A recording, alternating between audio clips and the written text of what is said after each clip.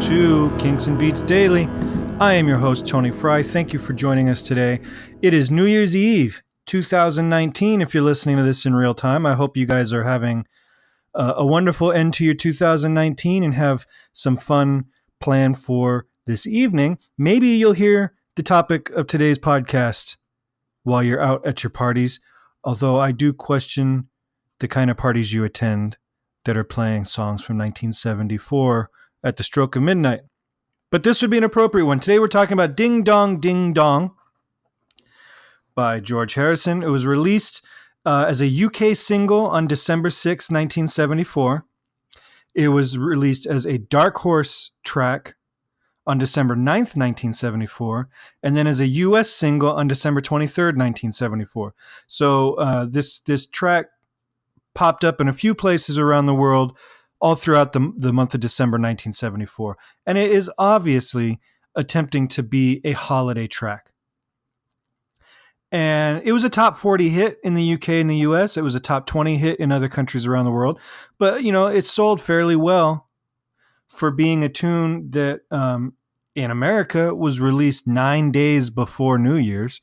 It's a New Year's song, and it was released 9 days early, 2 days before Christmas. So, you know, George kind of missed the boat as far as being able to capitalize on holiday radio plays. And he probably did in the UK as well. Who knows what this track would have charted at had it been released like early November 1974 instead. It's an attempt by Harrison to recreate the Phil Spector wall of sound that was employed on his Christmas album from 1962 or 3, I forget. You can read all about that Christmas album at herohabit.com if you're still in the mood for Christmas things. He'd worked with Spector on All Things Must Pass and a couple tracks here and there. Spector, obviously, we all know, reproduced the Let It Be sessions. And then he worked with Lennon a few times, including on Lennon's Christmas track, Happy Christmas, War Is Over. So Phil Spector has a sound that George Harrison likes, he appreciates, and he knows how to emulate because he watched it firsthand. And you can kind of tell what he was going for if you look at the personnel on this single. You got George on vocals, guitars, organ, clavinet, percussion, background vocals. Tom Scott on horns, Gary Wright on piano, Klaus Vormann on bass, one of my favorite bass players, Jim Keltner and Ringo Starr, both on drums, two of my favorite drummers, Ron Wood from Faces and the Rolling Stones on guitar, Alvin Lee on guitar, Mick Jones on guitar, and then a choir of female singers, which according to the Wikipedia page, they're uncredited. It could also be, they could be studio musicians or singers, but they could also just be tape affected Harrison vocals. Who knows? If you go to the Wikipedia page for this this one song, this one top 40 song that is incredibly hated by critics at the time, afterwards, currently. Critics hate this song. They hate this period of Harrison's career. Dark Horse was an album that got just universally panned by critics. I think unfairly, but I'll save that for when we actually talk about the whole album. I have some specific thoughts about the Dark Horse album. But if you go to the Wikipedia page, there's more written about this one little throwaway holiday song than there is on several albums that we've talked about. It's kind of crazy that this song has generated so much print, but it does come at an interesting time in George's career. He's on the way to a divorce with Patty. He is starting to date Olivia, who was his wife until he passed. She actually appears on the picture sleeve of some of the 45s. He has Ringo on this session, the same drummer who a month after the recording session, he will publicly say that he's in love with Ringo's wife and have an affair with her. But he's on this album. So there's a lot of stuff going on in George's life at this point.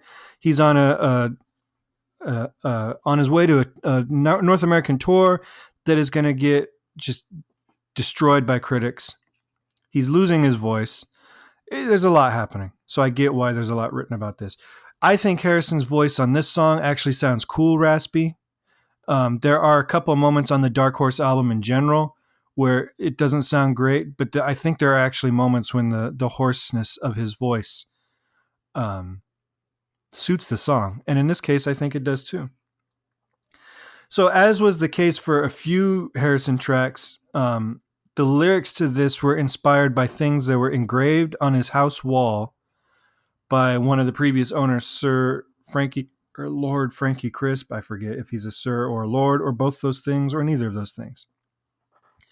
But Frankie Crisp left all these inscriptions on the walls, on the trees, in the caves underneath the house, all over the place. There are inscriptions that George incorporated into his verses pretty much from 1970 on, which is when he moved into the house. And you can see the house on the inside cover of Living in the Material World. The garden on the front of All Things Must Pass is the garden from this house. So the lyrics are stupid simple. Ring out the old, ring in the new. That was inscribed on the left side of one of his fireplaces. Ring out the false, ring in the true was inscribed on the right side of his fireplace. Okay, that's cool. So that's the verse. Ring out the old, ring in the new. Ring out the old, ring in the new. Ring out the false, ring in the true. Ring out the old, ring in the new. Pretty simple stuff. It's nursery rhyme songwriting. The chorus is literally ding dong, repeated over and over and over. 1, 2, 3, 4, 5, 6, 7, 8 times. So it is either 8 o'clock or 16 o'clock, depending on how you count the ding and the dong. So not really a midnight song, I guess. We can sing it at 8 o'clock tonight. And then the verse, he does yesterday, today was tomorrow, and tomorrow, today will be yesterday. That's another inscription he found. So he actually, except for ding dong, one of the greatest songwriters of the 20th century, didn't actually come up with any of the lyrics for this tune. What does make this tune cool, and I do like this song, it is a little bit dumb, obviously. It's called Ding Dong Ding Dong. But the chord progressions here are just straight up George Harrison chord progressions. And we're going to talk we're going to talk about this a lot as we dive deeper into his solo catalog and the rest of his Beatles stuff. The dude wrote more chords in a song than just about anybody. So it starts off in the key of D. It starts on a 4 chord because we have the first ding dong of the chorus is actually the last 2 beats of the preceding measure. So it starts with a pickup. Ding dong, ding dong. Ding dong, ding dong. Ding dong, ding dong. Ding dong, ding dong. So it's 1 to 4. Then he does a B7, which takes us into the new key. So he switches to the key of E. Now off of the, if we're in the key of D, a B7 would be a 5 of 2. Okay. I mean, that's true, but then instead of going to the minor, which would be the actual 2, he goes to major. So we shift to E major where he does 1 to 5. Ring out the old, ring in the new. Ring out the old, ring in the new. Then he does a major 2. So we talked about that before, 5 of 5. So he stays on the 5 chord. So he's going 1 to 5. Ring out the old, ring in the new, 5. Then he stays on it. Ring out the false, ring in the to 5. So now we've completely shifted to the key of B. So we've gone in the chorus, we're in D. the first two bars or two lines of the verse were in E. Then we shift to B, and then back to D for the chorus.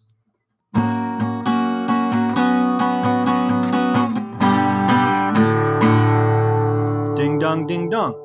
Now, if you're looking at the chords online, trying to figure out how to play this at the party tonight, every single place I found chords for this has it wrong. So the yesterday, today is tomorrow. They all put it as an A sharp to a G sharp. That is absolutely wrong. What he's doing is an E flat major chord. And that's coming off of, he does ding dong, B7, which should resolve to an E, but he resolves to an E flat. And you can hear in the recording, even he has a hard time pulling this chord out. That's a tough thing to sing, to be going.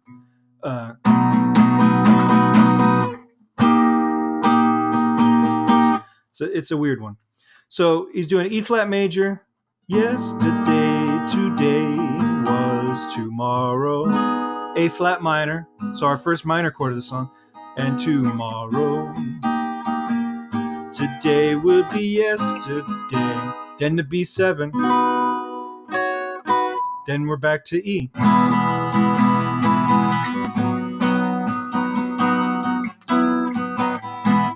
So he shifts to like 5 keys in this song. There's more key changes in this song than there are words in this song. And it's cool. The arrangement's awesome. I think Dark Horse suffers from the mixing. And if they were to give me a week with the master tapes, I would love to remix this one. This, and I would love to remix a stripped down version of All Things Must Pass. So if Danny or Olivia are ever listening to this, all you got to do is pay my hotel. I would do it for free. This album, there's a lot of good music on the Dark Horse album, and I think it suffers because it was rushed. George was running out of time. He needed to get it out, by Christmas, and then he had the tour, and the tour was to support this album, so he needed to get this music out, and I just think it was rushed. It does not hold up to the same quality of what came before it, with Living in the Material World and All Things Must Pass, or what came after it, like with 33 1/3, which is a beautifully mixed and mastered album. So I think this was just a rush job all the way through, but there are good songs on here, and there's great musicianship, and Ding Dong is not any different from that. It's catchy. It's got some clever chord changes that are ear catchy. And the production achieves what it set out to do, which was to be, a Phil Spector type holiday song. I'm not surprised we don't hear it often on the radio nowadays, because it is more focused on New Year's than Christmas. But I kind of wish it would be played now and then. I will play it at midnight tonight and have a shot for George in memory. If you'd like to give me a call, do it at 925-494-1739. Let me know what you think about any Kinks or Beatles related music, whether you like it or hate it, or have a special story associated with it, and I will play those messages on future podcasts. It can be stuff we've talked about, stuff we haven't talked about. Also, swing by herohabit.com to stay up to date on all the stuff on the podcast, as well as other things that I write about the Beatles or the Kinks and other musical things. And you can email me, kinksandbeats@herohabit.com. And why don't you bring in 2020 with good karma and go to Apple Podcasts and leave a 5-star rating and review. I would appreciate that a ton. It would help the podcast a ton. And the more people that hear this and see this, the longer we can keep it going. All right. Thank you so much. Have a great New Year's Eve tonight. Celebrate safely so that we can all meet up tomorrow and talk about Waterloo Sunset. Is it the Kinks' greatest song of all time? We will discuss. Have a great New Year's, guys.